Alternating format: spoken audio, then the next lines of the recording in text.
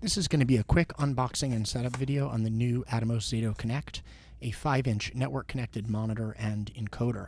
I would note this just arrived today, and Atomos hasn't even launched their cloud service publicly yet, so some of the capabilities of the device are not yet launched, and hopefully will be coming any day now. The device comes in an attractive box.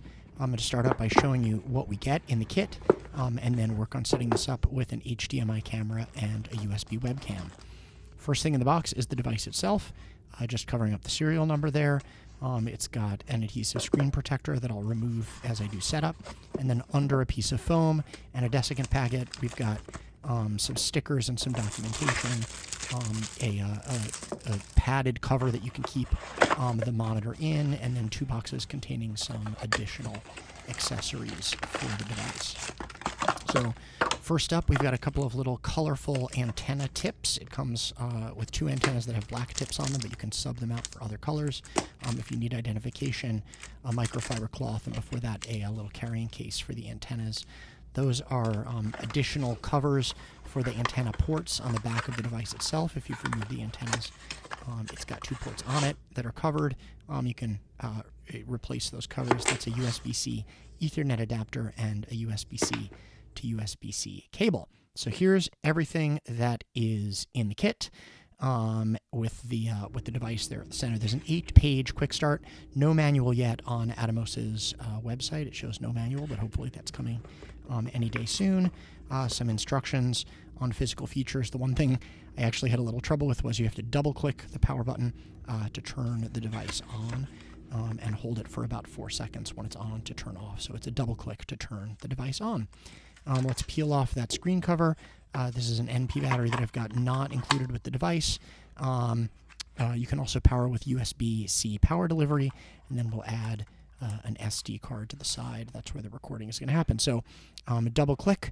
It does take a little while to load. I've cut that out, and it initially shows no input. So let's add an HDMI camera. This is going to use one of the 2 full-size HDMI ports on the back of the device.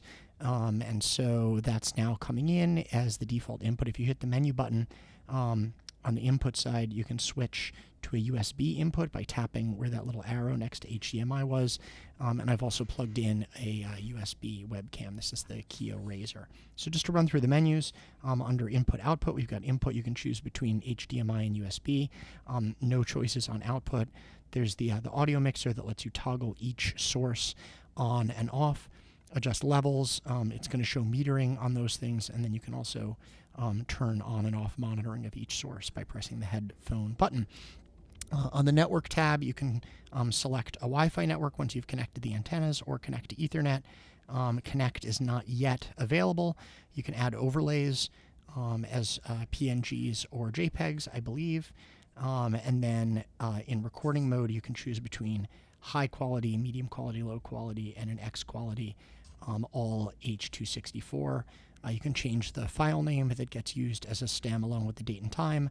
And I've got a 32 gigabyte SD card in there, and it'll show you the recording time at the quality you've chosen. Under General, some power choices. Display lets you set the display brightness, set the date and time, and then some information about the device.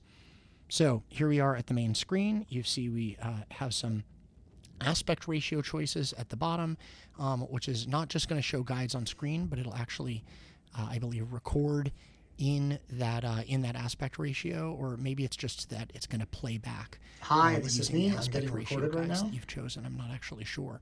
So if we start a recording, we can then go to the file listing, tap once to select, and then double tap in order to play back. And you'll see we've got playback, which is also going through the HDMI out of the device. We're going to tap the recording button in order to go back to recording mode, and then we can change the aspect ratios. We've got a 9-box guide, a 2x zoom, a horizontal flip, and a vertical flip.